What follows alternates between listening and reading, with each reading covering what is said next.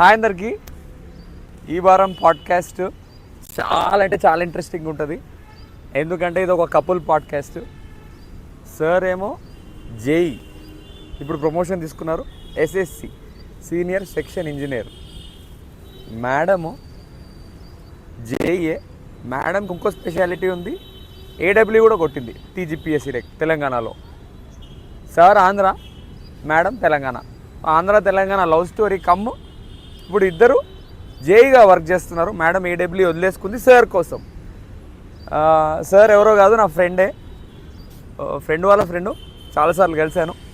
So భయాని అడిగాను, request చేశాను, భయా జేఈ గురించి చాలామంది క్వశ్చన్స్ అడిగారు. ఆస్పిరెంట్స్ ఏడబ్ల్యూ గురించి కూడా చాలామంది అడిగారు. సో సింపుల్గా ఒక హాఫ్ అన్ అవర్లో ఇన్సైట్స్ ఇస్తే బాగుంటుందంటే తప్పకుండా he was very excited. So మనం లేట్ చేయకుండా ఇమీడియట్గా వాళ్ళ దగ్గరికి వెళ్దాము. హాయ్ లక్ష్మి, చాలా రోజులు అయింది అసలు. హలో మోహన గారు. సో వీళ్ళే మనం చెప్పాను కదా, క్యూట్ కపుల్ పాడ్కాస్ట్ అన్నా కదా. జేఈలు ఇద్దరు, ఈయన ఎస్ఎస్సి, ఈయన జేఈ. సో లక్ష్మి, మోహన గారు, మీ గురించి మన ఫాలోవర్స్కి కొంచెం ఇంట్రడక్షన్ ఇవ్వాలి. అంటే సొసైటీలో లక్ష్మి అంటే ఎవరు, మోహన అంటే ఎవరు, లేకపోతే మీ కపుల్ ఎవరు అంటే మీరు ఏం రిప్లై ఇస్తారు, ఒక షార్ట్ వర్డ్స్లో చెప్పేసేయండి. Lakshmi Prasad, SSC drawing, working in South Central Railway. My work location is at Rail Nilayam, which is located in Secunderabad. Okay, ఇక్కడే. ఇక్కడనే.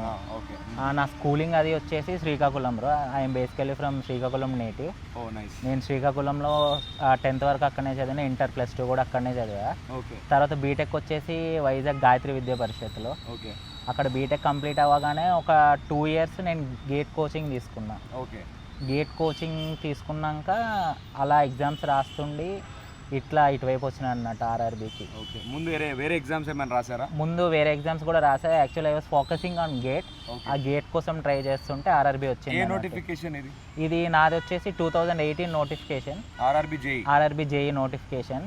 ఆ జేఈ తర్వాత ప్రమోషన్లో ఇప్పుడు ఎస్ఎస్సి అయ్యాను, సీనియర్ సెక్షన్ ఇంజనీర్ అయ్యాను. కంగ్రాచులేషన్స్ లక్ష్మి. మీ గురించి? హాయ్ అండి, నా పేరు మోహన. నేను జూనియర్ ఇంజనీర్గా వర్క్ చేస్తున్నాను. Same Indian railway, same notification. కానీ ఒక 1 year లేట్ జాయిన్ అయ్యాను నేను. నాది సెకండ్ లిస్ట్, థర్డ్ లిస్ట్లో వచ్చింది అన్నట్టు.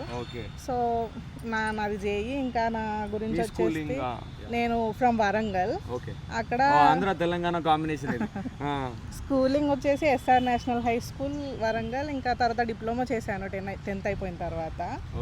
Diploma in civil engineering. ఇంకా దాంట్లోనే బీటెక్ ఉస్మానియా యూనివర్సిటీ హైదరాబాద్, ఉస్మానియా యూనివర్సిటీలో చదివేసి తర్వాత ఎంటెక్ జేఎన్టీయూ హైదరాబాద్. ఎంటెక్ కూడా చేశారు. ఓకే. ఇంకా గేట్కి ప్రిపేర్ అవుతున్నాము. 2018 పాస్డ్ అవుట్. అది అనుకోకుండా నోటిఫికేషన్ వచ్చింది, రాసాము. సో ఇద్దరు గేట్ ప్రిపేర్ అయ్యి గేట్ ప్రిపేర్ అయ్యి. సో గేట్ చదివే వాళ్ళకి ఎగ్జామ్ ఈజీ, వీళ్ళిద్దరు ఎగ్జాంపుల్. ఆ ప్రిపరేషన్ యూజ్ అవుద్ది తప్పకుండా, గేట్ ప్రిపరేషన్. ఇంకా అనుకోకుండా జాబ్ వచ్చేసింది. తర్వాత నార్మల్ హ్యాపీ ఫీల్ అవుతున్నారా? అనుకోకుండా హ్యాపీ. అంటే మీరిద్దరు ఎట్లా కనెక్ట్ అయ్యారు? సేమ్ ఆఫీస్ లో ఉండేవారా లేకపోతే ఎట్లా? సేమ్ ఆఫీస్ వల్లనే కనెక్ట్ అయ్యాం. అంటే ఎన్ని ఇయర్స్ రిలేషన్ గాని అట్లా? Relation actually we are friends, we are a group of friends. Okay. Friends లో తర్వాత ఒకరికి మీద ఒకరికి అలా మంచి ఒపీనియన్ ఉండి అలా ఇంట్లో చెప్పాం. ఇంట్లో చెప్పినాక వాళ్ళు కూడా okay, same office, same work location అన్నీ ఆలోచించి ఒకరినొకరు అర్థం చేసుకున్నాం. లైక్ సాఫ్ట్వేర్ వాళ్ళు ఎలా అయితే సాఫ్ట్వేర్ వాళ్ళకావాలంటారో అట్లా మా ఇంట్లో కూడా ఆలోచించారు అన్నట్టు. సేమ్ ప్రొఫెషన్ కదా, problem same wave length set అవుతుంది. లేదంటే వరంగల్ శ్రీకాకుళం మ్యాచ్ అవ్వదు. చూసారా, ఆంధ్ర తెలంగాణ కాంబినేషన్, ఇద్దరు జేఈలు. సో ఇద్దరు ఒకటే గేట్ ప్రిపేర్ అయ్యి, అంటే మీరు కూడా ఎవరైనా సైమల్టేనియస్గా అట్లా ఏమైనా ఉంటే మీ లైఫ్ కూడా వీళ్ళలాగే చాలా హ్యాపీగా ఉంటుంది. మన వాళ్ళు మీరు ఇక్కడే ఉన్నారు కదా, ఇక్కడనే ఉంటుంది. ఓన్ హౌస్ తీసుకున్నారా? Planning. But you are settled in Hyderabad. So అంత హ్యాపీగా లైఫ్ ఉంటుంది వీళ్ళది. సో చాలా బాగా చెప్పావు లక్ష్మి. నాకంటే చాలా, అంటే నువ్వు కలిసాం కానీ లైక్ నువ్వు ఇంత సస్టైనబిలిటీ పెంచుకుని ఒక హ్యాపీ ఫ్యామిలీ ఉండడం నాకు చాలా, అంటే దీపక్ గాడికి చెప్తూ ఉంటాను నీ గురించి. వాడు నీ గురించి చాలాసార్లు చెప్తుంటాడు, అరే లక్ష్మి బాగా సెటిల్ అయ్యాడు అది ఇది అని. రైట్. ఇప్పుడు మన పాడ్కాస్ట్లో ఏంటంటే అడుగుతూ ఉంటారు, అన్న జేఈ ఎట్లా ప్రిపేర్ కావాలి అది ఇది అని. సో ఆ క్వశ్చన్ నాకు తెలీదు, మీరే చెప్పారు. గేట్ ప్రిపేర్ అయ్యే వాళ్ళకి ఎట్లా యూజ్ అవుతుంది, అంటే ఎట్లా యూజ్ అవుతుంది? లైక్ ఆర్ఆర్బి జేఈకి వచ్చేసి 2 పార్ట్స్ ఉంటాయి, CBT 1 CBT 2 అని చెప్పేసి. ఓకే. CBT ఎగ్జామ్ ప్యాటర్న్ కూడా చెప్తున్నారు మీరు. ఎగ్జామ్ ప్యాటర్న్ కూడా చెప్తున్నా. CBT 1 వచ్చేసి ఓన్లీ ప్యూర్ జనరల్ స్టడీస్ ఉంటుంది అన్నట్టు, టెక్నికల్ ఏముండదు. Like if you are preparing for SSC, staff selection commission or banking exams, it will be easier to you. So ఆ ప్రిపేర్ అయ్యే వాళ్ళు కూడా దీనికి రావచ్చు, బట్ అప్ టు CBT 1 వరకు మాత్రమే. 1 వరకు మాత్రమే. CBT 1 లో ఏముంటుంది? CBT 1లో జనరల్ అవేర్నెస్ అంటే కరెంట్ అఫైర్స్ ఉంటాయి, జనరల్ సైన్స్ ఉంటుంది, నెక్స్ట్ మ్యాథమెటిక్స్ ఉంటుంది, రీజనింగ్ ఉంటుంది. ఈ 4 సబ్జెక్ట్స్ ఫోకస్ చేయాలి. మెయిన్గా మ్యాథమెటిక్స్ వచ్చేసి 30 మార్క్స్కి ఉంటుంది, అండ్ తర్వాత జనరల్ సైన్స్ వచ్చేసి 30 మార్క్స్ ఉంటుంది. ఇవి మేజర్ పోర్షన్ అన్నట్టు. ఓకే. అది మేజర్ పోర్షన్ కూడా మీరు మరీ అంత డెప్త్గా వెళ్ళాల్సిన అవసరం లేదు, ఎందుకంటే ఈ CBT 1 ఓన్లీ క్వాలిఫైయింగ్ నేచర్. ఉంటాయి 100 క్వశ్చన్స్ ఉంటాయి, 90 మినిట్స్ ఉంటుంది, నెగిటివ్ మార్కింగ్ ఉంటుంది, 1/3 నెగిటివ్ మార్కింగ్ కూడా ఉంటుంది. Main focus maths 30 and general science, not GS అంటే జనరల్ స్టడీస్ కాదు, జనరల్ సైన్స్ పార్ట్, అదొక 30 మార్క్స్ ఉంటుంది. మిగతా 15 వచ్చేసి కరెంట్ అఫైర్స్ 15 మార్క్స్, రీజనింగ్ ఒక 15 మార్క్స్ ఉంటుంది. ఇది క్వాలిఫైయింగ్ నేచర్ అన్నట్టు. ఇది మీకు జాబ్ కావాలంటే మాత్రం CBT 2లో మీరు ప్రూవ్ చేసుకోవాలి. CBT 2 గురించి మీరు చెప్పండి. CBT 2 150 మార్క్స్ ఉంటుంది మొత్తము. అందులో 50 మార్క్స్ జనరల్ అగైన్ మళ్ళీ ఇంకో 100 మార్క్స్ సివిల్ కోర్ సబ్జెక్ట్స్. మీరు సివిల్ కాబట్టి ఏ డిపార్ట్మెంట్స్ రాయొచ్చు? ఆ కన్సర్న్ ఎలక్ట్రికల్ వాళ్ళకి ఉంటుంది, CE CSE సివిల్ మెకానికల్ అందరికీ ఉంటాయి departments. 50 marks 100 marks concern department వాళ్ళకి. 50 జనరల్ అవేర్నెస్. ఇది ఇంపార్టెంట్ చూసారా, 50 నార్మల్ అందరికి ఒకటే, అంతే కదా. ఆ 100 మాత్రం ఆ కన్సర్న్ డిపార్ట్మెంట్ వాళ్ళకు ఉంటుందంట CBT 2లో. ఇది క్వాలిఫైయింగ్ కాదు, స్కోరింగ్ మెరిట్ బేసిస్ ని బట్టి. అందులో కూడా CBT 1 అండ్ CBT 2కి GS మారుతుంది. CBT 1కి ఇందాక మీకు చెప్పినట్టు జనరల్ సైన్స్ అన్నారు, జనరల్ స్టడీసే కానీ అంటే జనరల్ సైన్స్ 30 మార్క్స్ అన్నా కదా CBT 1లో. అది ఇందాక చెప్పినట్టు మ్యాథ్స్ 30, జనరల్ సైన్స్ 30, దాన్ని ఏమంటారు యాప్టిట్యూడ్ అండ్ రీజనింగ్ 15 ఉంటుంది, కరెంట్ అఫైర్స్ 15 ఉంటుంది, టోటలింగ్ టు 100 మార్క్స్. CBT 2కి వచ్చేసరికి మనకి only physics and chemistry 15 marks ఉంటాయి. అట్లా physics and chemistry, next general మళ్ళీ కరెంట్ అఫైర్స్ ఉంటుంది ఒక 15 marks, 10 marks computers, basic computer knowledge and applications మీద ఉంటుంది, ఇంకో 10 వచ్చేసి ఎన్విరాన్మెంటల్ అండ్ పొల్యూషన్ మీద ఉంటుంది. అలా బైఫర్గేట్ చేశారు. నెక్స్ట్ ఇంకో 100 మార్క్స్ ఏవైతే ఉన్నాయో అవి ప్యూర్ టెక్నికల్ ఉంటుంది. సో ఆ డిఫరెన్స్ ఉంది, అది మీరు క్లియర్గా నోట్ చేసుకోవాలి. సో CBT 2లో నెగిటివ్ ఉంటుంది, సేమ్ అంతా మెరిట్ లిస్ట్ ద్వారా నెక్స్ట్ ప్రాసెస్ ఏంది. కానీ ఈ CBT 2లో ఏంటంటే కోర్ గట్టిగా గ్రిప్ ఉన్న వాళ్ళకి అందరూ జనరల్గా భయపడుతూ ఉంటారు.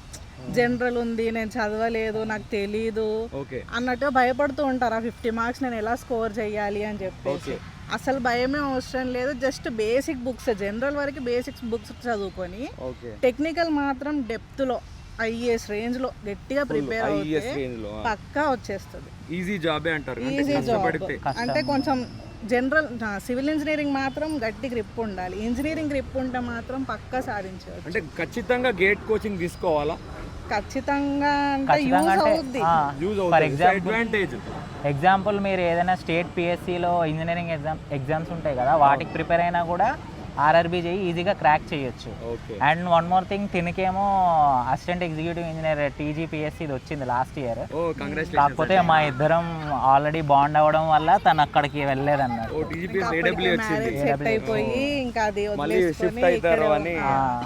సేమ్ వర్క్ లొకేషన్ లో ఉంటే బాగుంటుంది. కోచింగ్ తీసుకుని TGPSC వరంగల్ కాబట్టి TGPSC AWE జాబ్ కూడా వచ్చింది. సో ఈ మ్యాటర్ నాకు తెలీదు. సో నిజంగా చాలా గ్రేట్ ఈవిడ. బట్ అయినా కూడా హస్బెండ్ కోసం, లైక్ ఆ ఫ్యామిలీ కోసం, they are still in the same department. So మనం ఈవిడ్ని ఇన్స్పిరేషన్గా తీసుకోవాలి ఎవరైనా అమ్మాయిలు చూస్తుంటే, రైట్. మనం గేట్ కోచింగ్ మ్యాండేటరీ ఏం కాదు. ఓకే. ఇప్పుడు CBT 2 తర్వాత ఏముంటుంది? CBT 2 తర్వాత మెరిట్ లిస్ట్ వస్తుంది. మెరిట్ లిస్ట్ వచ్చినాక DVకి పిలుస్తారు, డాక్యుమెంట్ వెరిఫికేషన్కి పిలుస్తారు. అప్పుడు డాక్యుమెంట్ వెరిఫికేషన్కి పిలిచేటప్పుడే మెడికల్ కూడా పెడతారు అన్నట్టు. రైల్వే మెడికల్ కొంచెం టఫ్గానే ఉంటుంది. And one more thing, notification మనం అప్లై చేసేటప్పుడు జాబ్ ఏ పోస్ట్కి ఎవరు ఎలిజిబుల్ అనేది మెడికల్ కేటగిరీ ఉంటుంది. కేటగిరీ చాలా ఇంపార్టెంట్ బ్రో.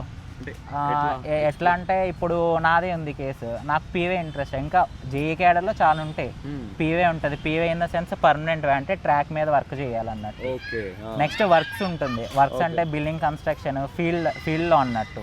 మాది వచ్చేసి డిజైన్ అండ్ డ్రాయింగ్ క్యాడర్, మాది ప్యూర్లీ ఆఫీస్ వర్క్ ఉంటుంది, డీలింగ్ విత్ డ్రాయింగ్స్ అలా ఎస్టిమేషన్స్ అవన్నీ. అంటే మీరు ప్రిఫరెన్స్ పెట్టుకుంటారా? ప్రిఫరెన్స్ పెట్టుకోవాలి యాక్చువల్గా, అప్లికేషన్ అప్పుడే ప్రిఫరెన్స్ ఆప్షన్ అడుగుతారు. అంటే ఇప్పుడు ఇంకో క్రైటీరియా ఏంటంటే మనం మెడికల్ ఏ కేటగిరీలోకి వస్తామన్నది చూసుకోవాలి. ఫర్ ఎగ్జాంపుల్ డ్రాయింగ్ క్యాడర్ అంటే అది సేఫ్టీ వర్క్ కాదు. ఫర్ జేఈపీవీ అంటే ట్రాక్ మీద వర్క్ చేసే వాళ్ళకి ఐసైట్ ఇంపార్టెంట్, వాళ్ళు A3 కేటగిరీలోకి వస్తారు. కాబట్టి మనం ఆ నార్మ్స్ చూసుకొని దాన్ని బట్టి మనం ప్రిఫరెన్స్ పెట్టుకోవాలన్నమాట. సైట్ ఉంటే పీవే ఇవ్వరు వాళ్ళు. లేజర్ అలాంటివి అలౌ లేదు. చూసుకోండి, చాలా మంది క్వశ్చన్ అడిగారు, లేజర్ చేయించుకుంటే అవి అలౌడ్ కాదు. సో బేసిక్గా జనరల్ ఆస్పిరెంట్స్కి ప్రిఫరెన్స్ ఆర్డర్ ఏది బెటర్ అంటారు? ప్రిఫరెన్స్ ఆర్డర్ అంటే మీకు టెక్నికల్గా చెయ్యాలి, ఓన్లీ ప్యూర్ రైల్వే వర్క్ చేయాలనుకుంటే పీవే ఆప్ట్ చేసుకోవచ్చు. కాకపోతే పీవే మీరు సేఫ్టీ కేటగిరీ కాబట్టి 24/7 అవైలబుల్ ఉండాలి. 24/7 ఎందుకంటే ఒక మీకు స్ట్రెచ్ ఇస్తారు, 7 to 8 kilometers ట్రాక్ ఇస్తారు.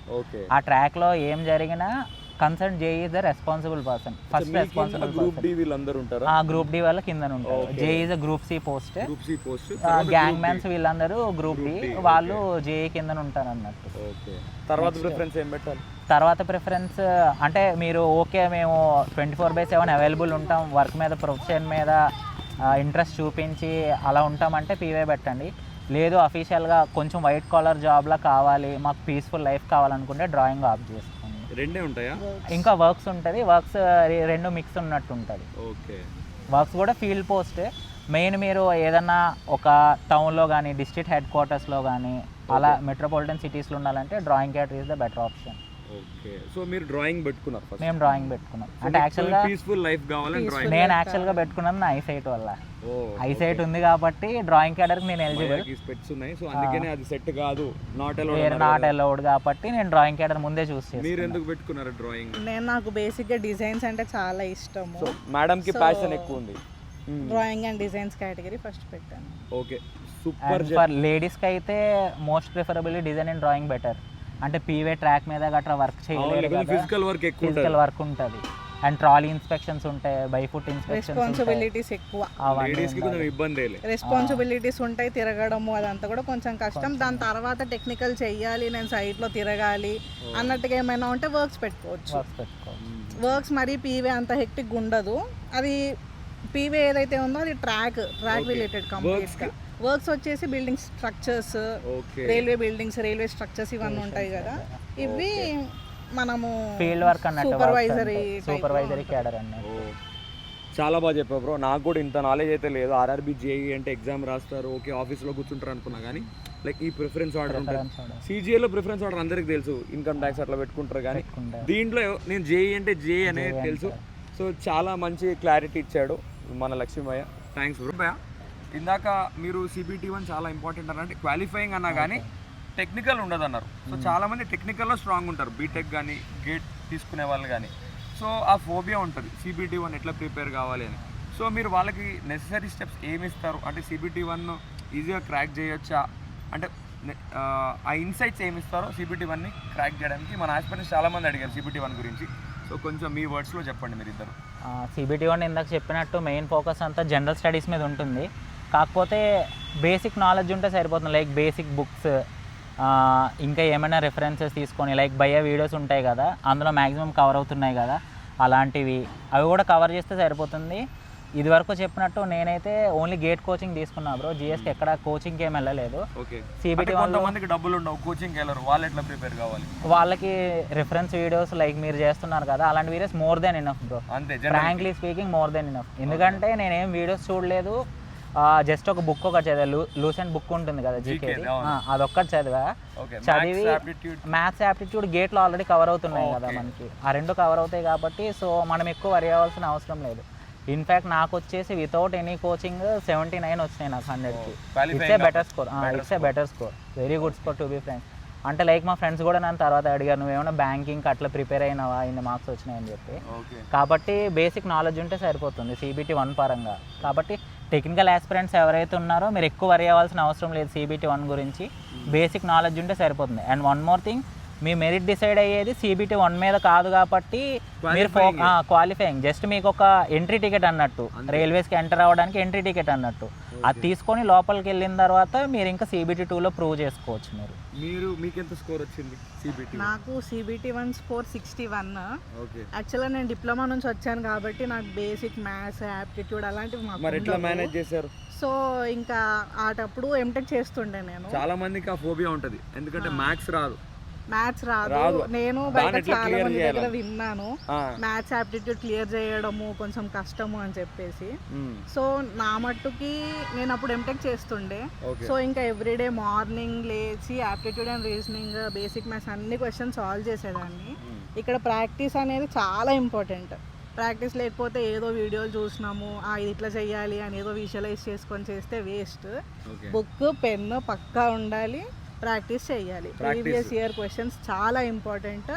ప్రీవియస్ ఇయర్ క్వశ్చన్స్ వచ్చేసి previous year SSC JEE questions, RRB JEE questions, aptitude, reasoning, basic maths ఎక్కడైతే సిలబస్ ఉందో ప్రతి పేపర్ నేను తీసుకొని ప్రతి పేపర్ సాల్వ్ చేశాను. ఒకవేళ నాకు ఈ క్వశ్చన్కి ఆన్సర్ దొరకలేదు అంటే ప్రతిదీ యూట్యూబ్లో దొరుకుతుంది. ఇప్పుడు డైరెక్ట్ క్వశ్చన్ ఎంటర్ చేసినా మనకు దానికి సొల్యూషన్స్ వచ్చేస్తున్నాయి. సో రాని క్వశ్చన్స్ ఏమో అలా నేర్చుకున్నాను, వచ్చిన క్వశ్చన్స్ అలా ప్రాక్టీస్ చేస్తున్నాను. ఇంకొకటి ఏంటంటే మా జనరల్గా డిప్లొమా వీళ్ళకి మ్యాథ్స్ అంత ఉండదు కాబట్టి పక్కా ప్రాక్టీస్ మాత్రం చాలా ఇంపార్టెంట్. ఓకే. సో మేడం ఏమంటున్నారంటే మాక్ టెస్ట్లు ఎక్కువ ప్రాక్టీస్ చేసింది. మేడం కూడా మన లెక్కనే మ్యాథ్స్ ఫోబియా ఉంది, చాలామంది మన అడిగారు కదా. సో ఎక్కువ మాక్ టెస్ట్లు రాస్తే CBT 1 చాలా ఈజీగా క్లియర్ చేయొచ్చు అని వీళ్ళు చెప్పారు. కోచింగ్ అవసరమా బ్రదర్? కోచింగ్ అవసరం లేదు bro.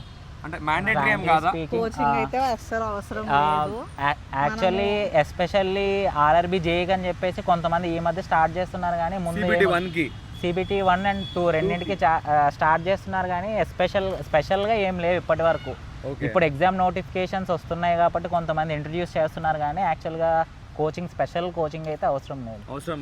Self preparation is enough. Self preparation with some motivation videos or guidance videos or mentorship ఉంటే సరిపోతుంది. సో CBT 1 చాలా ఈజీగా క్లియర్ చేయొచ్చు అంటున్నాడు భయ్య, ఎందుకంటే క్వాలిఫైయింగ్. మేడం చెప్పింది మ్యాథ్స్ కోసం ఎక్కువ మాక్ టెస్టులు రాయాలి, మిగతా జనరల్ స్టడీస్, లాజిక్స్ అలాంటి పేజ్ చూస్తే సరిపోతుంది అంటారు. ఓకే, సూపర్ చెప్పావు బ్రో, బాగా చెప్పావు. ఇందాక క్వశ్చన్ CBT 2కి వద్దాం ఇప్పుడు. సో మ్యాక్సిమం టెక్నికల్ ఉంటుంది, 100 మార్క్స్ అంతా, అంతే కదా. సో అది కౌంట్ అవుతుంది, ఇది క్వాలిఫైయింగ్ కాదు. సో క్వాలిఫికేషన్ ఏంది? బీటెక్ వాళ్ళు రాయొచ్చా, డిగ్రీ వాళ్ళు రాయొచ్చా, డిప్లొమా వాళ్ళు రాయొచ్చా?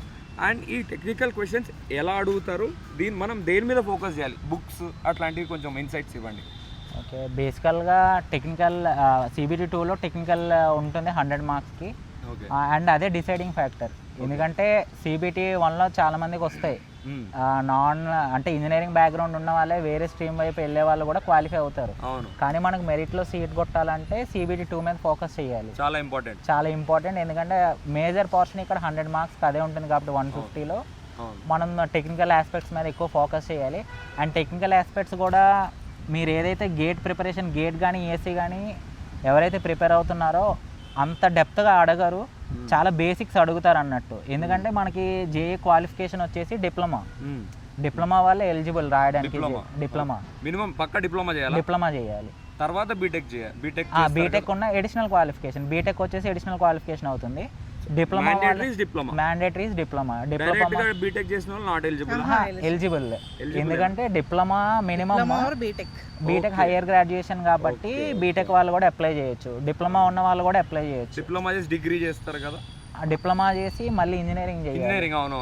అది ఇన్ కేస్ డిప్లొమా చేసి ఎవరైనా అదర్ స్ట్రీమ్కి వెళ్ళినా కూడా వాళ్ళు అది ఎక్స్ట్రా క్వాలిఫికేషన్ కాబట్టి ఓన్లీ డిగ్రీ చేసిన వాళ్ళకి ఎలిజిబుల్. దట్ క్వశ్చన్ చాలా మంది అడిగారు, ఇంజనీరింగ్ డిగ్రీ అయితే నాట్ అలౌడ్ అంట. సో చాలా మంది ఆ క్వశ్చన్ అడిగారు. ఓన్లీ ఇంజనీరింగ్ బ్యాక్గ్రౌండ్ ఉన్న వాళ్ళే అప్లై చేయాలి JEE పోస్ట్కి. ఓకే, అదన్నట్టు CBT 2లో దాన్ని టెక్నికల్ది ఎట్లా ప్రిపేర్ కావాలి? టెక్నికల్ ఇది వరకు మీకు చెప్పే ఉన్నట్టయితే గేట్ కోచింగ్ ఎవరైతే తీసుకుంటున్నారో వాళ్ళకి అడిషనల్గా ప్రిపరేషన్ అయితే అస్సలు అవసరం లేదు, సరిపోతుంది. అలాగే స్టేట్ PSC ఎగ్జామ్స్కి ఎవరైతే ప్రిపేర్ అవుతున్నారో వాళ్ళకి కూడా అడిషనల్గా ఏం ప్రిపరేషన్ అవసరం లేదు. కాకపోతే ప్రీవియస్ ఇయర్ పేపర్స్ ఒకసారి చూసుకోండి, ఎందుకంటే మీకు మనం ఏమైనా వేరే ఇంజనీరింగ్ ఎగ్జామ్స్ ప్రిపేర్ అయితే ఆబ్జెక్టివ్, వేరే ఇంజనీరింగ్ ఎగ్జామ్స్కి మనం ప్రిపేర్ అవుతుంటే అక్కడ మీకు ఎక్కువ క్యాలిక్యులేషన్ పార్ట్ ఉంటుంది. ఇక్కడికి ఆర్ఆర్బీ జేఈకి వచ్చేసరికి అది తక్కువ ఉంటుంది. మెయిన్ ఫోకస్ వచ్చేసి థియరీ పార్ట్ మీద ఉంటుంది అన్నట్టు. అది మీరు స్ట్రాంగ్గా ఉంటే, బేసిక్ స్ట్రాంగ్గా ఉంటే ఈజీగా క్రాక్ చేయొచ్చు. అండ్ ఇన్ కేస్ మీరు ఆల్రెడీ గేట్కి ప్రిపేర్ అవుతున్నారు అంటే మీకు ఆల్రెడీ ఆర్ఆర్బీ జేఈ అంటే 100% ఎఫర్ట్స్ మీరు పెడుతుంటే గేట్ ఎగ్జామ్ మీద కానీ ఈఎస్సీ ఎగ్జామ్ మీద కానీ ఆర్ఆర్బీ జేఈ జాబ్ మీకు ఉన్నట్టే. లైక్ మీరు బ్యాకప్ కింద పెట్టుకోవచ్చు ఆర్ఆర్బీ జేఈ జాబ్. ఇప్పుడు బీటెక్ చదువుతూ ఉంటారు కదా, 3rd 4th ఇయర్ అప్పుడు అయిపోతుంది. సో వాళ్ళకి టైం ఉండదు, సడన్ గా నోటిఫికేషన్ పడింది. వాళ్ళని ఎట్లా అంటున్నా? సో మీరు గేట్ ఇదంతా బాగానే ఉంది, వాళ్ళు వచ్చేసి 3rd 4th ఇయర్లో మనం ప్రిపరేషన్ స్టార్ట్ చేయాలి. అట్లీస్ట్ బేసిక్ లెవెల్స్ నుంచి ప్రిపరేషన్ స్టార్ట్ ముందు ఫిక్స్ అవ్వాలి. ఇంకొకటి వచ్చేసి బీటెక్ ఉన్న వాళ్ళు మనం థియరీ క్లాసెస్లో మనం బీటెక్లో నేర్చుకునే డిఫరెంట్ ఉంటుంది. అపార్ట్ ఫ్రమ్ దట్ మనం కాంపిటేటివ్ ఎగ్జామ్స్లోకి వచ్చేసరికి డిఫరెంట్గా ఉంటుంది. లైక్ మీరు ఇప్పుడు బీటెక్లో ఒక ఏదైనా డిజైన్ ఆస్పెక్ట్ అడిగారంటే అక్కడ మీకు ఎగ్జామ్స్ ఒక 3 అవర్స్లో మీకు 5 డిజైన్స్ ఇస్తారు. కానీ ఇక్కడ అట్లా ఎగ్జామ్లో అట్లా కాదన్నట్టు. ఒక 1 అవర్ 2.5 అవర్స్ ఎగ్జామ్, 3 అవర్స్ ఎగ్జామ్స్లో మీరు చాలా క్వశ్చన్స్ ఫోకస్ చేయాలి. కాబట్టి అది మీరు తొందరగా సాల్వ్ చేయరు. మరీ బీటెక్లో డీటెయిల్డ్గా అడిగినట్టు అడగరు కాంపిటేటివ్ ఎగ్జామ్స్లో. బట్ బేసిక్ నాలెడ్జ్ ఉండి తొందరగా సాల్వ్ చేసేగా ఉండాలి. అది గేట్కి. ఆర్ఆర్బీ జేఈకి వచ్చేసరికి అంత డెప్త్ కూడా అవసరం లేదు. మీరు తొందరగానే సాల్వ్ చేయగలుగుతారు, ఈజీగా క్రాక్ చేయగలుగుతారు. కాకపోతే మీరు కొంచెం ఎవరైతే 3rd ఇయర్ 4th ఇయర్ వాళ్ళు ఉన్నారో వాళ్ళు కొంచెం ప్రీవియస్ ఇయర్ క్వశ్చన్స్ చూడండి. ఎందుకంటే మీరు ఫ్రెష్గా అప్పుడే బయటకు వస్తున్నారు కదా, మీకు కాంపిటేటివ్ వరల్డ్ ఎలా ఉంటుందో తెలియదు. అది తెలుసుకోవడం కోసం మీకు సింపుల్ వే ఏదైనా ఉందా అంటే అది ప్రీవియస్ ఇయర్ క్వశ్చన్స్ చూడడం. క్వశ్చన్స్ చూసి నెక్స్ట్ ఇంకొకటి బీటెక్ కరికులంలో మీకు కొన్ని సబ్జెక్ట్స్ కవర్ అవ్వకపోవచ్చు. కాబట్టి మెయిన్ మీరు నోటిఫికేషన్లో ఉన్న సిలబస్ మీద ఫోకస్ చేయాలి. ఎవరైతే 3rd ఇయర్ 4th ఇయర్ వాళ్ళు ఉన్నారో ప్రీవియస్ ఇయర్ నోటిఫికేషన్స్లో సిలబస్ ఉంటుంది కదా, దాని మీద ఫోకస్ చేస్తే సరిపోతుంది. అది కూడా అన్ని ఓవరాల్ సిలబస్ మీద మీకు బేసిక్ నాలెడ్జ్ అయితే ఉండాలి. దానిపైన మీరు టైం చూసుకొని మీకున్న రిసోర్సెస్ని బట్టి ఇన్ డెప్త్ వెళ్ళండి. అప్పుడు మీరు ఈజీగా క్రాక్ చేయగలుగుతారు. సో సూపర్ చెప్పాడు భయ్య. లైక్ CBD 2ని కూడా ఎట్లా క్లియర్ చేయాలో. మేడం ఇప్పుడు మీరు ఈ జాబ్ కొట్టాక ఇది కొట్టారు కదా, AEE. సో AEE గురించి కూడా చాలామంది క్వశ్చన్స్ అడిగారు. సో అది ఒక పార్ట్ ఇన్వాల్వ్ చేద్దాం ఈ క్వశ్చన్లో. సో జాబ్ కొడుతూ మీకు టైం ఉండిందా ప్రిపేర్ అవ్వడానికి? అంటే జేఈ జాబ్ చేస్తూ తర్వాత AEE నోటిఫికేషన్ వచ్చింది, దానికి ప్రిపేర్ అయ్యాను. యాక్చువల్గా నాకు ముందు నుంచి కూడా AEE ఇష్టం. బీటెక్ అయిపోయిన తర్వాత నుంచి కూడా స్టేట్ గవర్నమెంట్ జాబ్ అంటే AEE అన్నట్టుగానే ఉంటుండే. జేఈ అనేది అసలు నా స్కోప్లోనే లేదు, అనుకోకుండా వచ్చింది. అది అనుకోకుండా వచ్చింది, ఆయన అనుకోకుండానే వచ్చాడు. మీ ఆయన వాళ్ళు ఫిక్స్ అయిపోయారు, ఫిక్స్ అయిపోయాను. చూడు భయ్య, డ్రీమ్ వదిలేసుకుంది గురించి అంటే వర్క్ లొకేషన్ వేరే వచ్చిందని చెప్పేసి ఇంకా వెళ్ళేదాన్ని. ఇది మల్టీ జోన్ 1 వర్క్ లొకేషన్ వేరే దగ్గర ఉంది కాబట్టి నాకు పోస్టింగ్ వచ్చేసి వరంగల్ దగ్గరలో వచ్చింది. తను ఇక్కడ హైదరాబాద్ పోనీ తనకేమైనా ట్రాన్స్ఫర్స్ ఉంటాయా అంటే మా డిజైన్ అండ్ డ్రాయింగ్ లో only head quarters and divisions లోనే ఉంటది, ఫీల్డ్ పోస్టింగ్ ఉండదు. సో తనకి ట్రాన్స్ఫర్ అయ్యే ఛాన్స్ లేదు కాబట్టి ఇంకా నేను ఇక్కడే ఉండిపోయాను. టైం వచ్చేసి ఆఫీస్ తర్వాత ఇంకా ఇమీడియట్ గా అప్పుడు నేను హాస్టల్లో ఉంటుండే. సో హాస్టల్కి వెళ్ళగానే తీసుకొని అప్పటికి ఇంకా పెళ్ళి అవ్వలేదు, అప్పటికి ఫిక్స్ అయింది. ఎట్లా సపోర్ట్ చేసాడు మరి ప్రిపరేషన్ లో? అంటే అప్పటికి ఇంకేం మా మధ్యలో బాండ్ ఏం లేదు, అప్పుడు ఇంకా మామూలు ఫ్రెండ్సే అంతే. ఇంకా ఆఫీస్ లో కూడా అనుకున్నారా? అప్పుడు నా నోటిఫికేషన్ కి ఏమీ అనుకోలేదు. సో మీ self preparation. Okay. So AEE ఇది కొంచెం ఎగ్జామ్ ప్యాటర్న్ ఎలా ఉంటది, ఎట్లా ప్రిపేర్ అయ్యారు, ఎట్లా క్రాక్ చేశారు ఒక్కసారి? AEE 2 పేపర్స్ అండి. ఇది కూడా మార్నింగ్ సెషన్ ఒకటి, ఆఫ్టర్నూన్ సెషన్ ఒకటి ఉంటది. మార్నింగ్ సెషన్ మళ్ళీ GS. ఇంకొకటి ఏంటంటే RRB JEE AEE complete different syllabus, అసలు కొంచెం కూడా మ్యాచ్ అవ్వదు. సో ఆర్ఆర్బీ జేఈ ప్రిపేర్ అయ్యేనోడు అది ఆల్మోస్ట్ సేమ్ సిలబస్ ఉండదు కాబట్టి కొంచెం డిఫరెంట్ గా ప్రిపేర్ అవ్వాలి. ప్రిపరేషన్ మాత్రం సేమ్ కాదు రెండింటికి. అంటే ఒకదానికి ప్రిపేర్ అవుతే అన్ని వస్తాయి, అంటే టెక్నికల్ వరకు అయితే ఒకదానికి ప్రిపేర్ అవుతే అన్ని వస్తాయి. కానీ మళ్ళీ జనరల్ కి వచ్చే వరకు మొత్తం సిలబస్ మారిపోద్ది. ఇంకా ఇది పేపర్ 1 వచ్చేసి 150 మార్క్స్ ఉంటుంది. దీనిలో క్వాలిఫైయింగ్ లాంటివి ఏమి ఉండవు, అన్ని యాడ్ చేస్తారు, అన్ని ఇంక్లూడ్ అవుతాయి. ఇందులో వచ్చేసి జనరల్ అవేర్నెస్ యాప్టిట్యూడ్ రీజనింగ్, ఇంకా మన కరెంట్ అఫైర్స్, పాలిటీ, ఎకానమీ, చాలా సబ్జెక్ట్స్ ఉంటాయి సిలబస్లో. సో ఇవన్నీ కూడా మనం మేనేజ్ చేసుకోగలగాలి. కరెంట్ అఫైర్స్ మాత్రం చాలా ఇంపార్టెంట్. అప్పుడు పేపర్ 1లో పేపర్ 2 టెక్నికల్ అగైన్. అంటే ఇది జేఈకి కొంచెం స్టేజెస్ వరకు అయితే same. Okay. Paper 1 complete general, overall Telangana movement, Telangana history. ఆ సిబిటి 1 ఈ జనరల్ ఈ ఫస్ట్ మార్నింగ్ టెస్ట్ డిఫరెంట్. అసలు రైల్వేకి ఉన్న ఏడబ్ల్యూకి సంబంధమే లేదు. తెలంగాణ ఎక్కువ ఇన్వాల్వ్ ఉంటుంది. Telangana movement, Telangana history, complete Telangana గురించి నేర్చుకోవడం. అది జస్ట్ నోటిఫికేషన్ వచ్చింది, నేను ఇప్పటికిప్పుడు ప్రిపేర్ అవుతా అంటే కొంచెం కష్టమే. కాకపోతే ముందు నుంచి నేను ఏడబ్ల్యూ అవ్వాలి, నేను ఇది కావాలి అని ముందు నుంచి అనుకున్న వాళ్ళు మాత్రం మెల్లిమెల్లిగా పిక్ అవ్వచ్చు. కొంచెం జనరల్ నాలెడ్జే కదా తెలంగాణ మూవ్మెంట్లో, తెలంగాణ మూవ్మెంట్. యూట్యూబ్ అయినా కోచింగ్కి వెళ్ళారా? నేను ఎంటెక్ లో ఉన్నప్పుడు బయట కోచింగ్కి వెళ్ళాను. తెలంగాణ మూవ్మెంట్ నాకు జనరల్ అంటే చాలా భయం.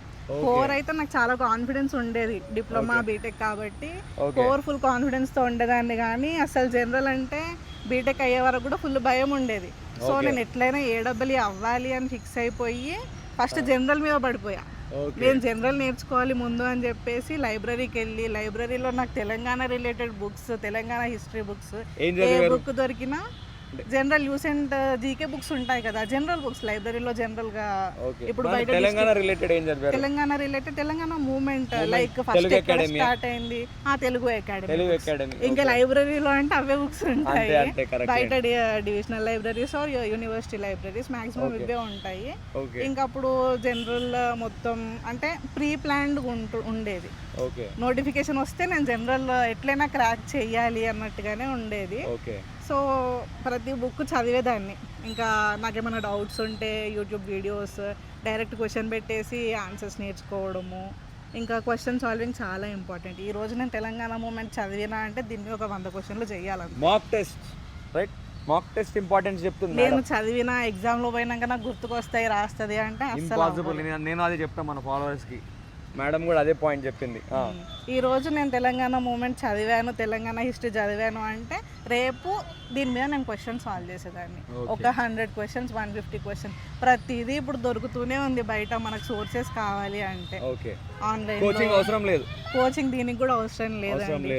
సెల్ఫ్ గా నేను ప్రిపేర్ అవ్వాలి, నేను కొట్టాలి అనుకుంటే ఏదైనా సాధ్యమే ఈ రోజుల్లో. ప్రతివి మీలాంటి వీడియోస్ ఉన్నాయి, ప్రతి వాళ్ళు మోటివేషన్ ఇస్తున్నారు, ప్రతి చోట ఏదో ఒకటి ఉంది కాబట్టి మనకి అప్రోచ్ బాగా దొరుకుతుంది. ఒకప్పుడు అంటే బుక్స్ ఎక్కడో ఉండేది, వెళ్ళడము, ఇప్పుడు అన్ని ఫోన్లోనే దొరుకుతున్నాయి.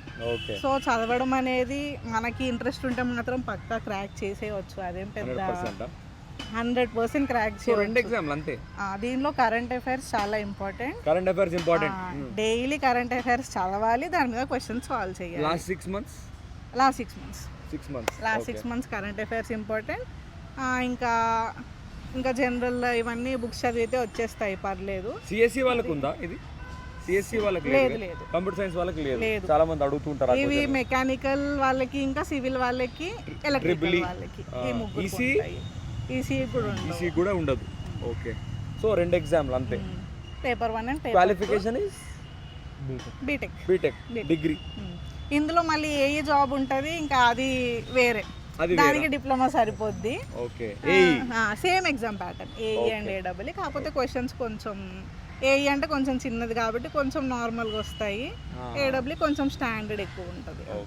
నువ్వేం ప్రిపేర్ అవ్వలేదు భయ? మరి వేరే ఎగ్జామ్ వెళ్దామని అది అని మేడం అంతే కసిగా ప్రిపేర్ అయినా తనని చూసిన తర్వాత ఇక్కడే స్టిక్ అవ్వాలి కాబట్టి ఇంకా ఆల్మోస్ట్ స్టాప్ చేసిన. కాకపోతే మనోడు కూడా మీ గురించి సాక్రిఫైస్ చేశాడు మేడం. మీరు you should appreciate that. Sacrifice అంటే ఇంకా రైల్వేస్లోనే ఎల్డీసీ అని ఉంటుంది, departmental exams.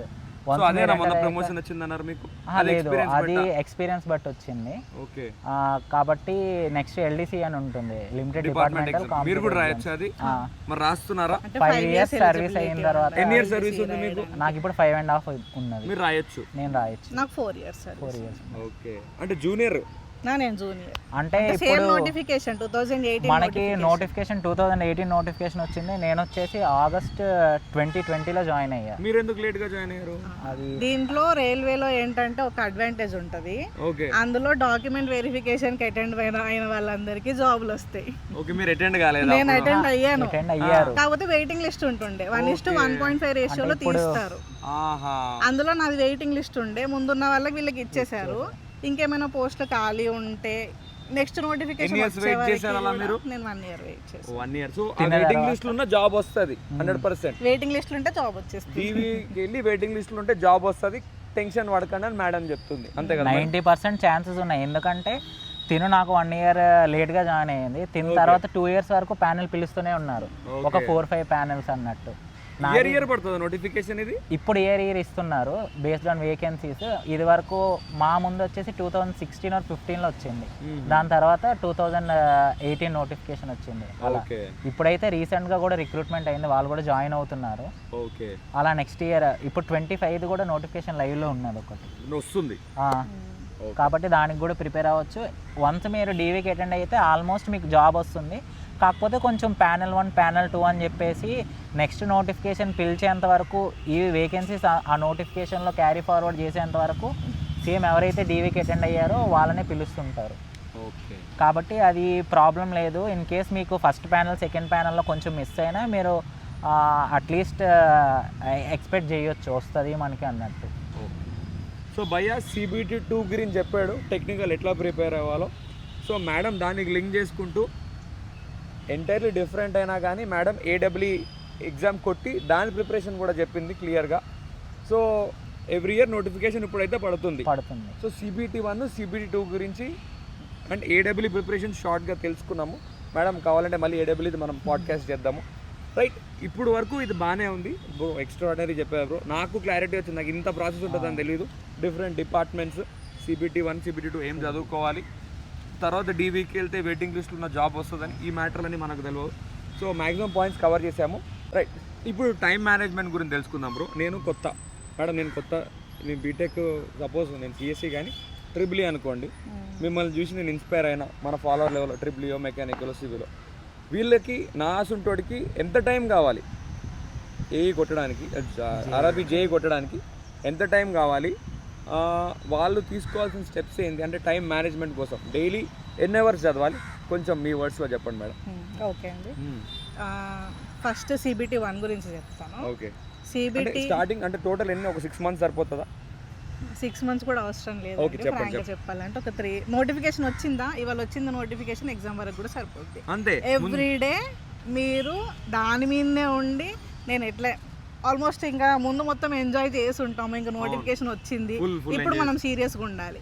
So everyday morning లేసి ఫస్ట్ స్టార్ట్ చేయండి ఆప్టిట్యూడ్ అండ్ రీజనింగ్. కొందరికి అది రాదు, బుర్రపాడు అనుకుంటారు, లైట్ తీసుకొని కరెంట్ అఫైర్స్కి వెళ్ళిపోండి. కరెంట్ అఫైర్స్కి వెళ్ళిపోవచ్చు.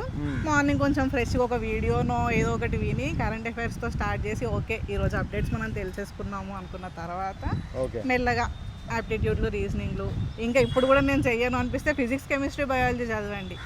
అవి మనం చిన్నప్పటి నుంచి కూడా చదువుకుంటాం. ఒక్కొక్క సబ్జెక్ట్కి ఒక 1 hour 1.5 hours సరిపోద్ది. మార్నింగ్ స్లాట్ అంతా ఫస్ట్ మ్యాథ్స్ అన్నారు, ఆ సెట్ కాకపోతే మ్యాథ్స్ ఒక 1 or 2 hours. మ్యాథ్స్ మాత్రం కొంచెం ఎక్కువ ఫోకస్ చేయాలి, ఎందుకంటే వెయిటేజ్ ఎక్కువ కాబట్టి. నాలాంటి కొంచెం మ్యాథ్స్ బ్యాక్గ్రౌండ్ వీక్ ఉన్న వాళ్ళకి కొంచెం ఎక్కువ పెట్టాలి.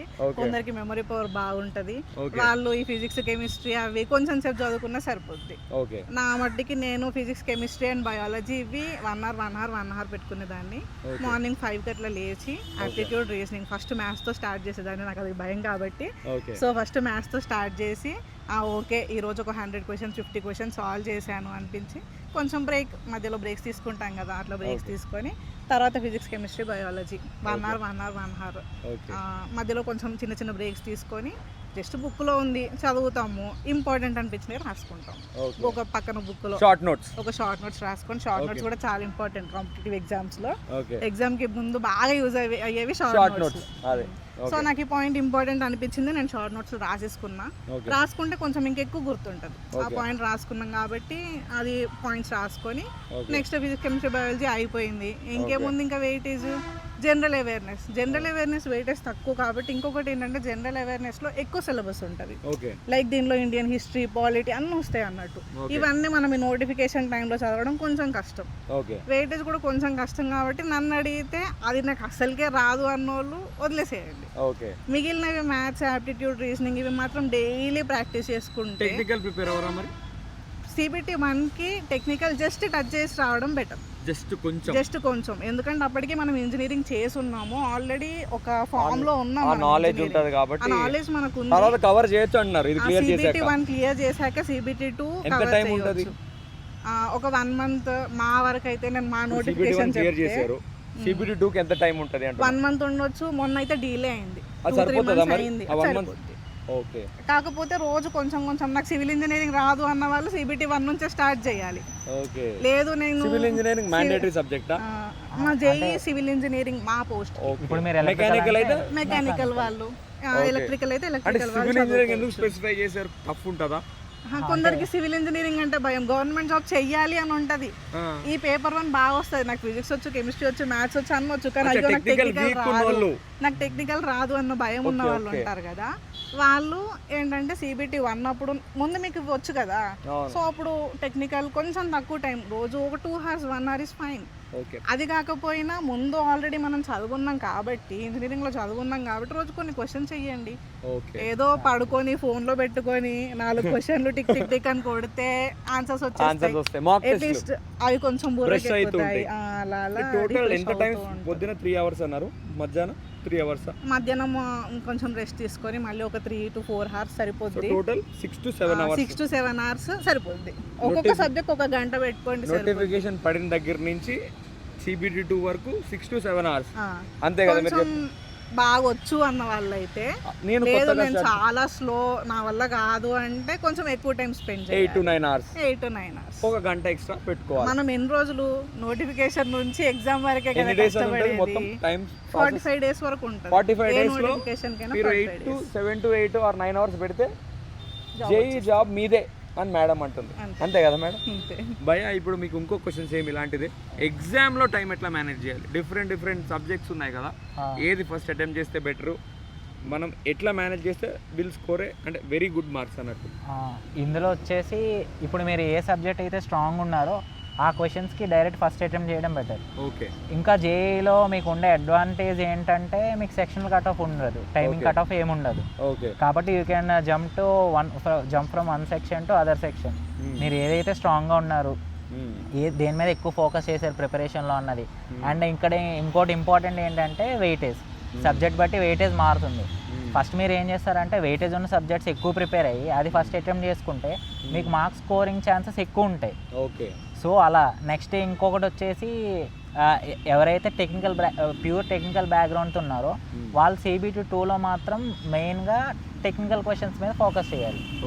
అక్కడ మీకు వచ్చేసి 100 మార్క్స్ ఉంటుంది. అండ్ CBT 2లో అరౌండ్ 100 స్కోర్ చేస్తే it's a good score and you will get job in the railways for sure. Okay. Around 100 score చేసుకోండి, ఇట్స్ వెరీ గుడ్. CBT 2లో ఓన్లీ టెక్నికల్ 100 కదా, దాంట్లో ఎంత స్కోర్ చేయొచ్చు? టెక్నికల్ మీరు బేసిక్ నాలెడ్జ్ ఉంటే 60 వరకు స్కోర్ చేయొచ్చు, 50 to 60. దానిపైన 40 చేయొచ్చా? 40 అంటే మీరు జనరల్ స్టడీస్ స్ట్రాంగ్గా ఉంటే వస్తాయి. ఎందుకంటే అది అడిగేది బేసిక్ జనరల్ స్టడీసే, మీకు డెప్త్గా ఏం అడగరు. నెగటివ్ ఎంత అన్నారు? 1/3 నెగిటివ్. అంత డెప్త్గా ఏమి ఉండదు కాబట్టి బేసిక్స్తో మీరు స్కోర్ చేయొచ్చు. కాకపోతే మీకు బేసిక్ నాలెడ్జ్ టెక్నికల్లో ఉంటే 50 to 60 స్కోర్ చేయొచ్చు. మీరు కొంచెం ఎఫర్ట్స్ పెట్టి టెక్నికల్లో కొంచెం స్ట్రాంగ్గా ఉంటే ఈజీగా ఒక 70 to 75 వస్తాయి. కాబట్టి ఈ రెండు కలిపి మీరు 100 మార్క్స్ స్కోర్ చేసుకుంటే JEE జాబ్ మీ చేతిలో ఉంటుంది. సో మొత్తానికి మేడం ఏం చెప్పారంటే, డైలీ చెప్పాను కదా ఎంత టైం పెట్టాలి అని మేడం చెప్పారు. భయ్య ఆ ఎగ్జామ్లో దేని మీద ఎక్కువ ఫోకస్ చేస్తే CBT 2లో 100 వస్తే పక్కా జాబ్ అన్నాడు. సో దేని మీద అంటే మీకు ఈజీగా ఉన్న దాంట్లో ఎక్కువ ఫస్ట్ ప్రిఫరెన్స్ ఇచ్చుకొని అటెంప్ట్ చేసుకుని. అండ్ వన్ మోర్ థింగ్ ఏంటంటే ఏదైనా క్యాలిక్యులేషన్ పార్ట్ ఉంటే టెక్నికల్ క్వశ్చన్స్కి వచ్చేసరికి అది లాస్ట్లో పెట్టుకోండి. ఎందుకంటే అక్కడ మీకు టైం టేకింగ్ ఉంటుంది కాబట్టి most of the other questions will be direct ticking questions. అలాంటివి మీరు ఫస్ట్ అటెంప్ట్ చేసుకుంటే మీకు టైం సేవ్ అవుతుంది. సో క్యాలిక్యులేటివ్ పార్ట్ ఎండ్ లో చేయాలి, చూసుకోవాలి. ఫ్యాక్చువల్ క్వశ్చన్స్ అన్ని డైరెక్ట్ చేసి conceptual questions right. So super చెప్పాడు భయ్య ఇది కూడా. సో మ్యాక్సిమం జేఈ ఎవరైతే ప్రిపేర్ అవుతున్నారో ఈ పాడ్కాస్ట్ చాలా యూజ్ అవుతుందని అనుకుంటున్నాను. రైట్ భయ్య, ఇప్పుడు మీరు ఇద్దరు ఒకటే డిపార్ట్మెంట్ ఉన్నారు కదా, చాలా మంది ఆర్ఆర్బీ జేఈ అవుదాం అనుకుంటారు.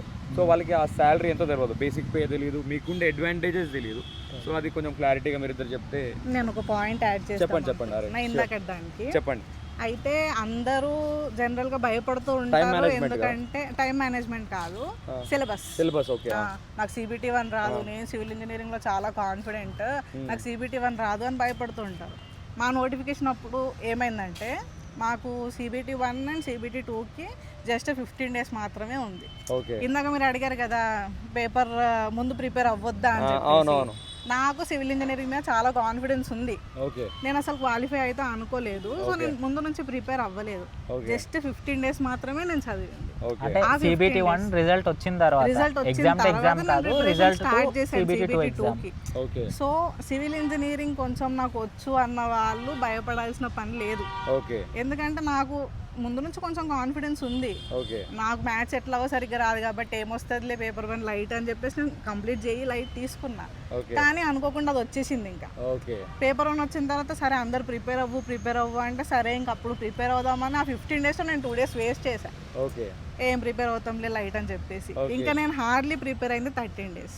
కానీ 13 days మాత్రం ఫుల్ డెడికేషన్ తోటి previous year questions and general previous year question books ఉంటాయి కదా, ఆ బుక్స్ అన్నీ కూడా ప్రిపేర్ అయ్యి 13 daysలో నేను ప్రిపేర్ అయ్యి క్రాక్ చేశానంటే కోర్ ఉన్న వాళ్ళు ఆర్ఆర్బీ జేఈ గురించి భయపడాల్సిన అక్కర్లేదు. సో టైం తక్కువ కోర్ స్ట్రాంగ్ ఉంటే క్లియర్ చేయొచ్చు. చూడండి, ఆ 2 days 13 days గ్యాప్ వల్ల 1 year గ్యాప్ వచ్చింది, నాకు ఒక ప్రమోషన్ వచ్చింది, తను ఇంకా జేఈలో ప్రిపేర్ అవ్వండి. 1 day కూడా వేస్ట్ చేయొద్దు, పడిన దగ్గర నుంచి 1 day కూడా వేస్ట్ చేయొద్దు. లైట్ తీసుకోవద్దు ఫస్ట్. నాకేం వస్తుందిలే అంటే అట్లీస్ట్ స్కోప్ ఉంది అంటే కొంచెం ప్రిపరేషన్ స్టార్ట్ చేయడం బెటర్. ఎప్పుడైనా ఏదో ఒక జాబ్ కైనా చదువుతూనే ఉంటాం కదా, సో లైట్ తీసుకోకుండా చదవడం బెటర్. ఓకే, ఇందాక క్వశ్చన్, మీ బెనిఫిట్స్, మీ సాలరీ బేసిక్ బెనిఫిట్స్ వచ్చేసి ఫస్ట్ సాలరీ చెప్పండి. జేఈ వచ్చేసి level 6 post, 7th pay commission level 6 post. అంటే బేసిక్ పే వచ్చేసి 35,400తో స్టార్ట్ అవుతుంది. మీకు ట్రైనింగ్ ఐదర్ జేఈ పీవై అవ్వనివ్వండి, వర్క్స్ అవ్వనివ్వండి, డ్రాయింగ్ క్యాటర్ అవ్వనివ్వండి, 1 year ట్రైనింగ్ పీరియడ్ ఉంటుంది. ట్రైనింగ్ పీరియడ్ తర్వాత మీకు ఎగ్జామ్ పెడతారు అన్నట్టు, అది ఓన్లీ జస్ట్ సీనియారిటీ డిసైడ్ చేస్తుంది. అది ఇట్స్ జస్ట్ నామినల్ ఎగ్జామ్. దాని బేసిస్ మనం ఇప్పుడు వెళ్తున్న దాన్ని బట్టి, మనకి వచ్చిన ర్యాంకింగ్ దాన్ని బట్టి ఏం కన్సిడర్ చేయరు, నోటిఫికేషన్ బేసిస్ మీద. వాళ్ళు ఎగ్జామ్ పెట్టి ట్రైనింగ్ తర్వాత ఏదైతే ఎగ్జామ్లో మనకి మెరిట్ వస్తుందో దాని మీద సీనియారిటీ బేస్ చేసుకుంటారు. అప్పుడు 1 year ట్రైనింగ్ వరకు మీకు బేసిక్ ప్లస్ డిఏ వస్తుంది అంతే. నెక్స్ట్ హెచ్ఆర్ఏ, టీఏ ఇవేం రావు, అన్నీ కలుపుకొని మీకు అరౌండ్ ఇప్పుడున్న డిఏ చూసుకుంటే 45,000-46,000 వరకు వస్తుంది చేతికి. 44 to 45 అట్లా వస్తుంది. వన్స్ 1 year ట్రైనింగ్ అయిన తర్వాత మీకు హెచ్ఆర్ఏ వస్తుంది. Depends on the type of city, మనం పోస్టింగ్ ఇచ్చిన దాన్ని బట్టి XYZ దాన్ని బట్టి హెచ్ఆర్ఏ ఒకటి యాడ్ అవుతుంది, టీఏ ఒకటి యాడ్ అవుతుంది. ఇంకోటి వచ్చేసి రైల్వేస్లో మీకు హాస్పిటల్ బెనిఫిట్స్ ఉంటాయి. ఫ్యామిలీ ఇన్ ద సెన్స్ మన మీద డిపెండెంట్ అయ్యి ఉండాలి. లైక్ ఫాదర్ వర్కింగ్ అనుకోండి, లేదంటే మదర్ పెన్షన్ డ్రా చేస్తుంటే వాళ్ళకి ఏమి ఇన్సెంటివ్స్ ఏమి ఉండవు మనకి ఇచ్చే దాంట్లో. లేదా single parents, non earning parents అలా అయితే మనకు ఉంటాయి, వాళ్ళకు కూడా బెనిఫిట్స్ ఉంటాయి. అండ్ నెక్స్ట్ ఇంకొకటి రైల్వేస్లో జేఈ వాళ్ళకు ఉండేది ప్రొవిజన్స్ ఏంటంటే మీకు పాస్ పీటీఓస్ అని చెప్పేసి ఇస్తారు. PTO in the sense 1/3 fair, all over India ఎక్కడికైనా వెళ్ళొచ్చు. అలా మీకు 8 tickets ఉంటాయి. Train ticket, second AC eligible జేఈస్, second AC 8 పీటీఓస్ ఉంటాయి. దాని తర్వాత ఫ్రీ టికెట్స్ 2 ఉంటాయి. 16 పీటీఓస్. అపార్ట్ ఫ్రమ్ దట్ పాసెస్ ఉంటాయి. పీటీఓస్ అంటే 1/3 ఫేర్ మనం పే చేయాలి, పాసెస్ వచ్చేసి కంప్లీట్ ఫ్రీ. అలా 5 years సర్వీస్ ఉన్న వరకు ఓన్లీ 1 పాస్ ఇస్తారు. 1 ఇన్ ద సెన్స్ 2 tickets అన్నట్టు ఆల్ ఓవర్ ఇండియా. 5 years అయినాక ఆ పాసెస్ని 3కి పెంచుతారు, అంటే 6 tickets to and fro. Leaves వచ్చేసి యాజ్ యూజువల్గా సెంట్రల్ గవర్నమెంట్ ఎంప్లాయీస్కి ఏ ఉంటాయో మ్యాక్సిమం అవే రూల్స్ అప్లికేబుల్ ఇక్కడ కూడా. ఇయర్లీ 8 CLs ఉంటాయి. ఆ 8 CLs ఇన్ని పాసులు ఉన్నాయి, ఇవన్నీ మీరు ఎట్లా అవైల్ చేసుకుంటారు? 8 CLs సరిపోతాయా? సాటర్డే సండే ఆఫ్ కదా? Saturday Sunday only 5 working touch చేయరు. కాకపోతే ఎక్సెప్ట్ పీవై కేడర్ వాళ్ళని. ఇందాక చెప్పినట్టు పీవై 24/7 అవైలబుల్ ఉండాలి. అందుకని హెడ్ క్వార్టర్స్లోనా వాళ్ళ వర్క్ లొకేషన్. ఎందుకంటే మీకు ట్రాక్ అనేది ఎక్కడైనా ఉండొచ్చు, ఆ స్ట్రెచ్ మీకు ఇస్తారు. మీకు ఎక్కడైతే పోస్టింగ్ ఇచ్చారో ఆ ఏరియాలో ఆ స్ట్రెచ్ దగ్గర మీరు అవైలబుల్ ఉండాలి 24/7. ప్యాట్రోలింగ్ 24/7 చేస్తుంటారు. ఇన్ కేస్ గ్యాంగ్ మ్యాన్ కానీ వాళ్ళు ఎవరైనా మీకు కాల్ చేస్తే ఇలా ట్రాక్ మ్యాన్ కానీ కాల్ చేసి ఇక్కడ ట్రాక్ పాడైంది అంటే అక్కడ లొకేషన్లో జేఈపీవే ఉండాలన్నట్టు. కాబట్టి పీవే పోస్ట్ కొంచెం ఆలోచించి చూస్ చేసుకోవాలి. ఈ 3 క్యాడర్స్లో ఉన్నదైతే అదే టఫెస్ట్ పోస్ట్. కాకపోతే ప్యూర్ టెక్నికల్ ఉంటుంది అన్నట్టు, ఇది ఆన్ ఫీల్డ్ ఉంటుంది. వాళ్ళు తప్ప వాళ్ళకి కొంచెం లీవ్స్ అవి ఇన్ కేస్ లీవ్ తీసుకోవాలన్నా వేరే వాళ్ళకి హ్యాండింగ్ ఓవర్ ఇచ్చేసి తీసుకోవాలి. ఇంకా 8 CLs ఉంటాయి. తర్వాత LAPs వచ్చేసి ఇయర్లీ 30 ఉంటాయి. లీవ్ ఆన్ యావరేజ్ పే, అంటే పెయిడ్ లీవ్స్ అన్నట్టు. ప్రివిలేజ్ టికెట్ ఆర్డర్ అన్నట్టు. PTO అంటే ప్రివిలేజ్ టికెట్ ఆర్డర్. పాస్ అంటే నార్మల్ పాసెస్, ట్రావెలింగ్ పాసెస్ అట్లా అన్నట్టు. 30 LAPs ఉంటాయి ఇయర్లీ. 2 RHs ఉంటాయి, రిస్ట్రిక్టెడ్ హాలిడేస్. 2 RHs ఉంటాయి. ఆ తర్వాత వచ్చేసి LHAP అంటే leave on half average pay, అంటే మనకి సిక్ లీవ్స్ అన్నట్టు. 2 LHAPs కంబైన్ చేసుకొని ఒక రోజు లీవ్ తీసుకుంటారా అడిగితే? ఇస్తారు. అది కూడా ఉన్నది. LHAPsకి ఒక రూల్ ఉన్నది, అదేంటంటే అప్ టు 2 days ఏదైనా బయట డాక్టర్ సర్టిఫికేట్ ఉన్నా మీకు సిక్ లీవ్ శాంక్షన్ చేస్తారు అన్నట్టు.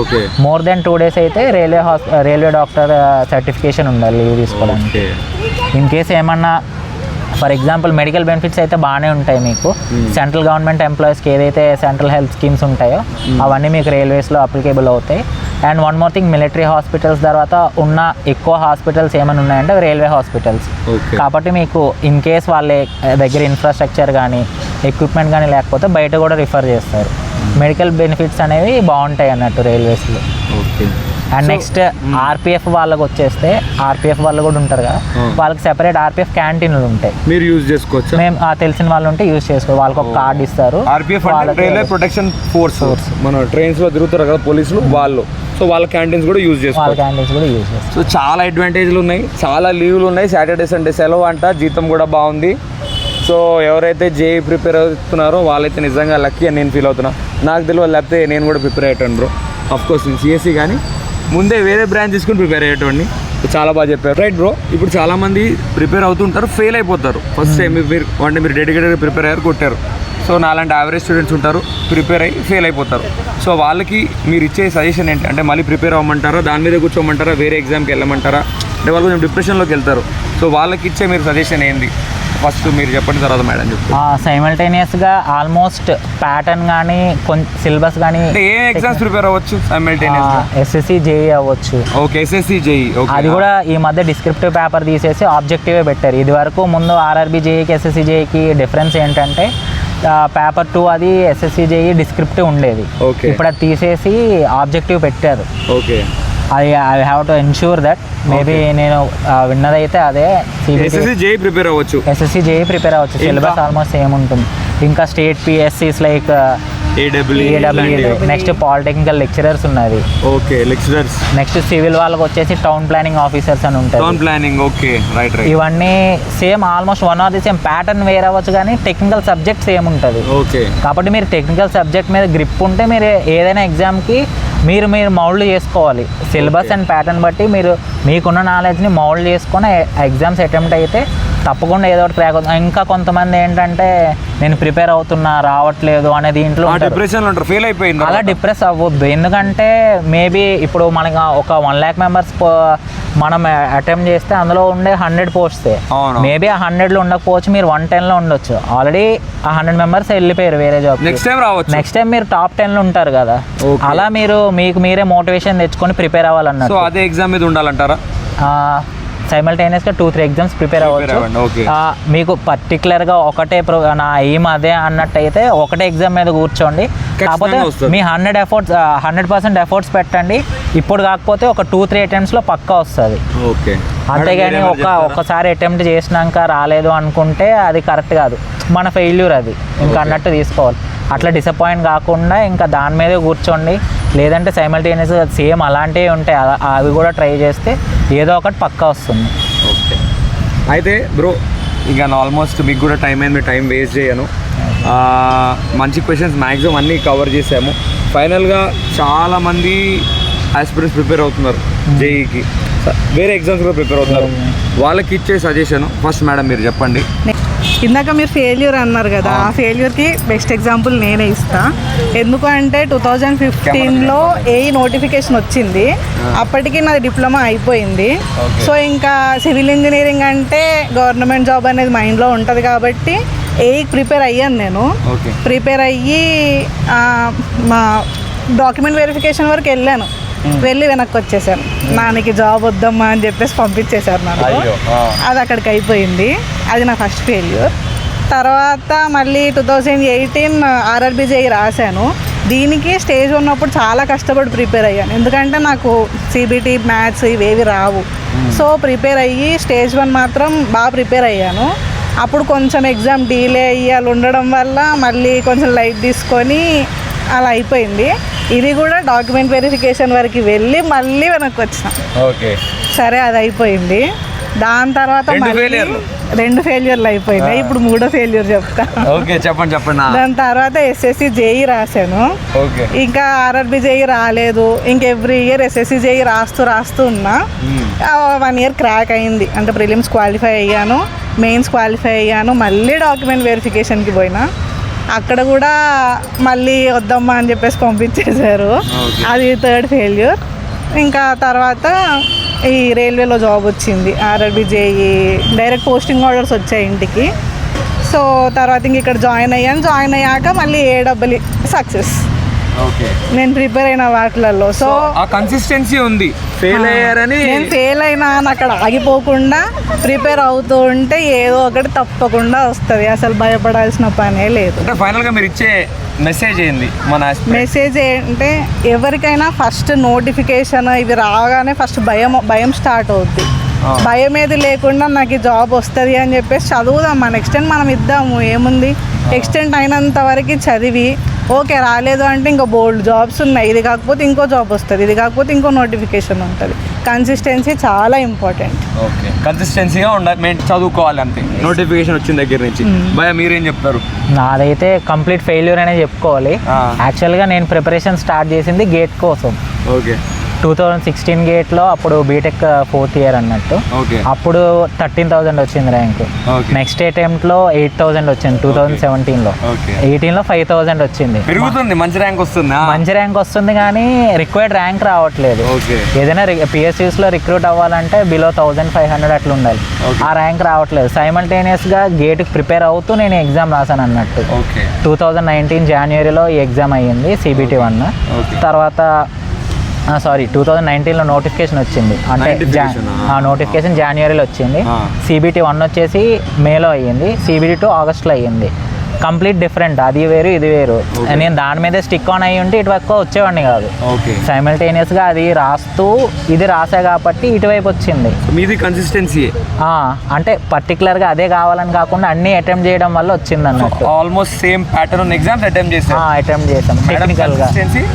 ప్యారలల్గా వేరే ఎగ్జామ్స్ కూడా అటెంప్ట్ చేశాను కాబట్టి వచ్చింది. ఫైనల్గా ఒక ఇచ్చే మెసేజ్ ఏం చెప్తారు ఒక 2 లైన్స్లో ఆస్పిరెంట్స్కి ఎట్లా ఉండాలి అని? బేసికల్గా ఎవరైతే బీటెక్ పర్సూయింగ్ ఉన్నారో ప్రెజెంట్, మీరైతే బేసిక్స్ నేర్చుకోండి బీటెక్లో. అంటే మనం బీటెక్లో నేర్చుకున్న దానికి కాంపిటేటివ్ వరల్డ్కి కంప్లీట్ డిఫరెంట్ ఉంటుంది. మీరు బయటకు వచ్చినాక కోర్ సబ్జెక్ట్ అంటే టెక్నికల్ సబ్జెక్ట్స్ మీద కొంచెం నాలెడ్జ్ అయితే పెంచుకోండి బాగానే. నాలెడ్జ్ వన్స్ మీరు స్టడీ చేసుకొని ఒక్కసారి మీరు మొత్తం గ్రిప్ తెచ్చుకుంటే అవి రివిజన్ చేసుకుంటే సరిపోతుంది. ఏదైనా నోటిఫికేషన్ పడినా మీరు వెంటనే రివైజ్ చేసుకుంటే సరిపోతుంది. నోటిఫికేషన్ వచ్చినాక ప్రిపరేషన్ స్టార్ట్ చేస్తాము, అప్పుడే ఫ్రెష్గా మొదలు పెడతాము, ఇప్పటికీ ఏం నోటిఫికేషన్స్ లేవు కదా అనుకుంటే మాత్రం చాలా కాంపిటేటివ్ వరల్డ్లో మీరు ల్యాగ్ అయిపోయి ఉంటారు. మీకు జాబ్ వచ్చే ఛాన్సెస్ కూడా చాలా తక్కువ ఉంటాయి. రావచ్చు ఇప్పుడు మీరు మరీ ఎక్స్ట్రాడినరీ అయ్యి హోల్ సిలబస్ అంతా 1-2 మంత్స్లో కంప్లీట్ చేయగలిగితే నోటిఫికేషన్ వచ్చాక చదవండి. లేదు నేను నార్మల్గా గ్రాడ్యువల్గా నాలెడ్జ్ పెంచుకోవాలి, గ్రాస్పింగ్ పవర్ అంత ఇన్స్టెంట్గా రాదు, కొంచెం టైం తీసుకుంటానంటే వెంటనే ప్రిపరేషన్ స్టార్ట్ చేయండి. ఏ నోటిఫికేషన్ వచ్చినంత వరకు మాత్రం వెయిట్ చేయొద్దు. మీ ప్రిపరేషన్ అలా కంటిన్యూ చేస్తూ ఉండండి.